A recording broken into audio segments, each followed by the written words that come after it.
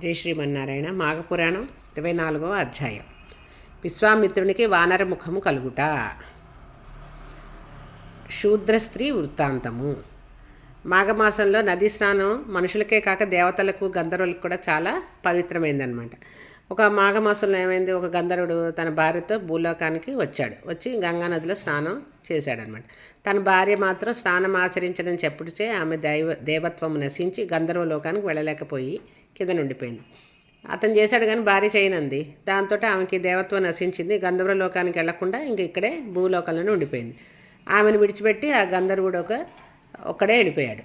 ఆమె అడవిలో తిరుగుతూ విశ్వామిత్రుడు ఉన్న చోటుకి వెళ్ళి వయ్యారంగా క్రీగంట చూస్తూ అతన్ని లోబర్చుకోవడానికి చేసింది. ఆమె అందం యవ్వనానికి విశ్వామిత్రుడు తన్మయుడై ఆమెను ప్రేమించుటే ఇద్దరు కామక్రియలో తేలియార్చుండగా మరలన ఆ గంధర్వుడు భార్యను వెతుకుతూ వచ్చి చూడగా విశ్వామిత్రుడు గంధర్వ స్త్రీ వాళ్ళిద్దరినీ చూశారు కలిసి ఉండగా. ఆ దృశ్యం చూడగానే అతనికి మండిపోయి, నీవు తపస్వై ఉండి కూడా కామతృష్ట గల వాడవయ్యావు కనుక నీకు కోతి ముఖము సంభవించుగాక అని విశ్వామిత్రుడిని ఓసి కులట, నువ్వు పాషాణమై అంటే రాయిలాగా మారిపో అని భార్యని శపించి వెళ్ళిపోయాడు. విశ్వామిత్రుడు చేసేది లేక వానరముఖం కలిగి ఉండగా నారదుడు ఈ విషయం తెలుసుకుని విశ్వామిత్రుడి దగ్గరికి వచ్చి, విశ్వామిత్ర, క్షణభంగురమైన తుచ్చ కామవాంచకు లోనయ్యి నీ తపశక్తి అంతా వదులుకున్నావు. క్షణభంగురమైన ఇలాంటి తుచ్చ కామవాంచాలకు లోనయ్యావు, నీ తపశక్తి అంతా పోగొట్టుకున్నావు. సరే, గంగానదిలో స్నానం చేసి నీ కమ్మడలంతో గంగాజలం తెచ్చి ఈ పాషాణం మీద చల్లు అన్నాడు.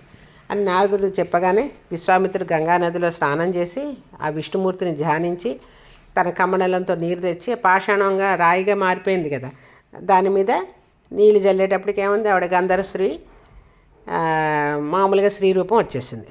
ఆ స్త్రీ నారదుడికి నమస్కారం చేసి గంధర్వ లోకానికి వెళ్ళిపోయింది. విశ్వామిత్రుడు తపస్సుకి వెళ్ళిపోయాడు. మాఘపురాణం 24వ అధ్యాయం సమాప్తం. రేపు 25వ అధ్యాయంతో మళ్ళీ కలుసుకుందాం. జై శ్రీమన్నారాయణ.